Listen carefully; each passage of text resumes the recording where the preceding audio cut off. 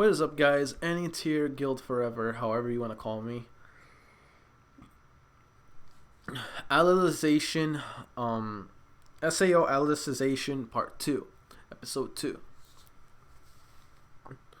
So the good thing is we got to see a bit more in regards to what's going on into the real world. We got to see the resolved situation of Alice pretty much handling the dark territory, the goblins, the orcs, the pig-like creatures. She handled it with just, another thing. Before fighting, that eye patch that she had, it shows that her eye was colored differently. But then after she made, I guess you can say, a compromise, the eye color went back to its original state. And she's no longer wearing that eye patch. And if that's true, then does that mean she was just wearing it for a sake of giving it time to heal? Or was that some kind of seal or something she did to herself? So I am curious on that. Like, what was with that eye patch? I'm also curious onto who are the ones that invaded this little turtle fortress. Apparently it's terrorism, so they say that it could be from another country.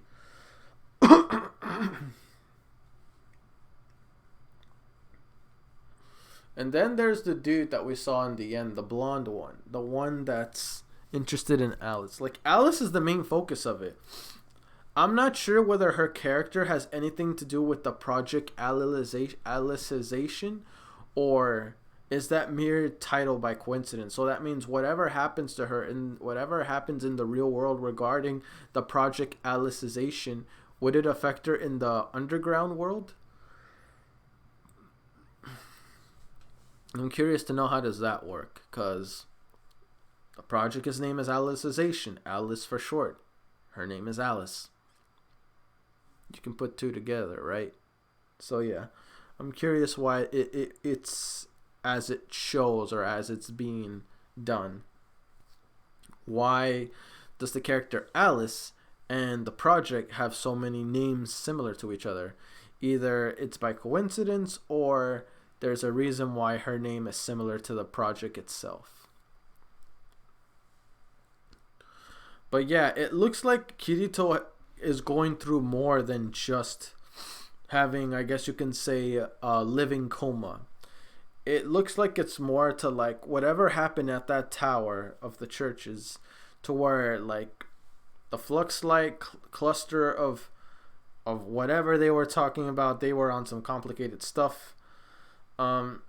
It kind of went through like an overcharge to where it affected Kirito, and it made him become not just crippled, but he has no idea who or what he is. And his alter ego has been severely damaged to where it's blackened. I'm not sure if it's even existing any further, meaning that anything that would cause you to have a self mind, how can I say this? A personal decision between something that makes proof that you're alive is now gone.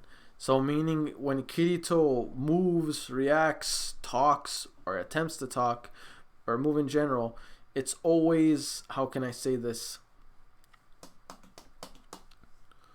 It's always reactive. It's never like him truly going through the mental state of asking himself questions. Should I decide to get up and walk on my own, or should I not to? He's like a shell, literally, as I said it before, a shell of his former self.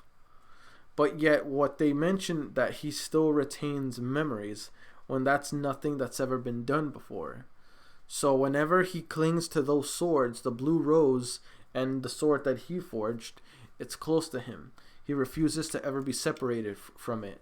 Or whenever he does like go anywhere, he doesn't go anywhere except with those swords with him. So that's proof of his memory still being intact. Now, does that give hope for him ever coming back? I mean, I know he's gotta come back. He's the main character. I just want to know how they're gonna do it. And now he's in the most critical state possible. Plus, with these douchebags coming in and deciding to make things more complicated for everyone, it's like, so are they pretty much just holding out until Kirito manages to do what he needs to do in order to save himself and the project? Or like what's going to happen?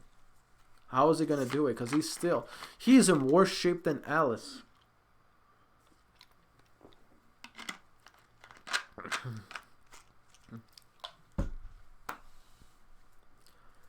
He can't walk. He can't talk. He can't be his own person. He is literally a death person that's alive.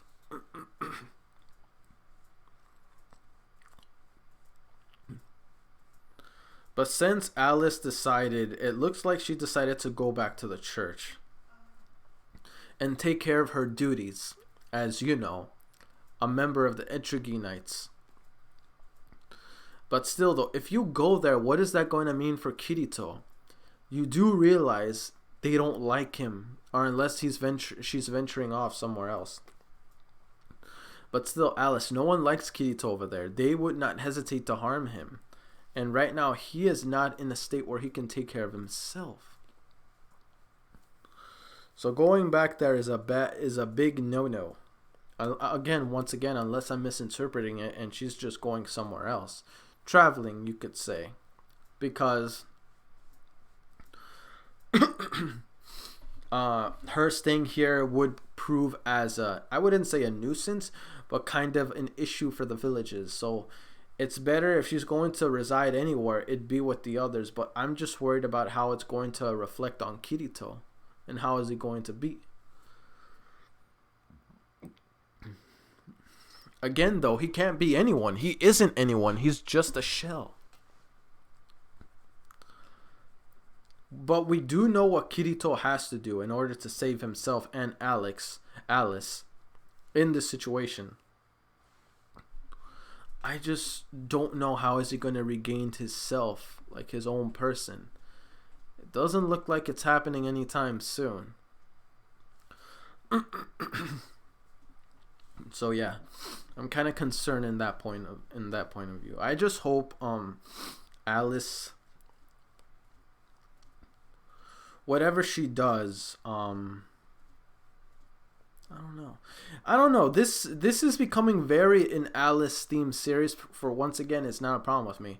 I just want to know, when are we going to... It's probably not going to be till like the end of the series. Like, I can see the series ending with Kirito like regaining himself. That's possibly how the series is going to end. Now, if it happens before that or halfway at least into the series, that's fine too. But I honestly just see Kirito being himself toward the end when this season is about to end.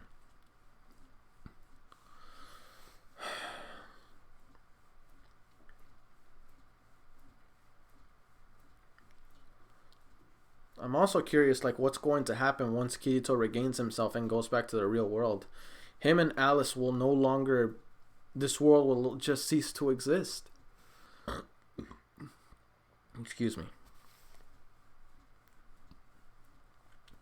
Well, I wouldn't say cease to exist. It's just... he wouldn't be around because they're just... tech work. They're artificial intelligence.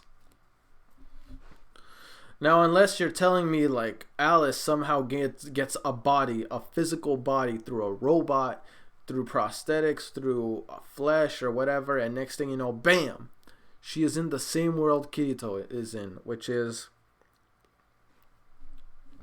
not that impossible, not impossible at all, well, in this series. But also, I can see her being kind of like Yui, Yui, the child of Kirito and Asuna. I can see Alice becoming something like Yui. She becomes a part of Kirito and Asuna's life and slowly like helps them out, just hangs out with them, something like that. I feel like Alice is going to be something like that.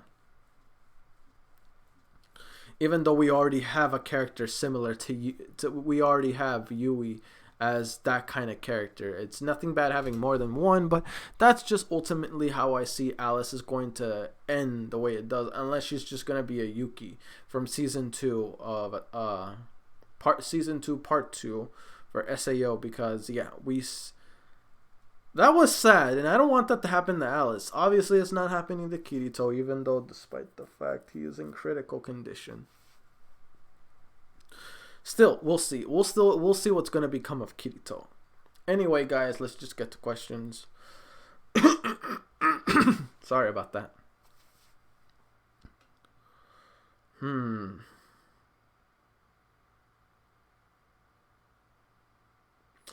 In regards to how season 2 is going so far, of Alicization, what are you more expecting? What do you want to see more of? What's going on in the real world, or what's going on in the in the underworld, in the world where Kirito is? Explain to me why. Question 2.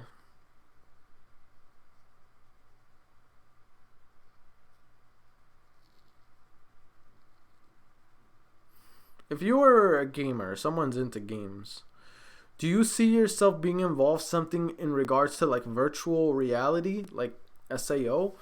Personally speaking, I don't think I would.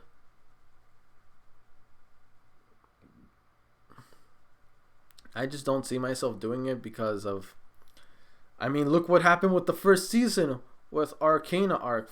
Like, they were stuck in a game for 2 years. I don't think anyone wants to go through that. I'm cool with like online gaming and controller and not having my head connected to some machine unless I'm on life support. Other than that, I don't want anything connecting to my body that will affect me subconsciously or whatever. I don't want anything on me. Period, point blank. So yeah, that's my take on it, guys. Anyway, don't forget to like, comment, sub if you haven't already. It really motivates me to put more content out there for you guys as my guildmates, and I'll see you guys all in the next video. Peace.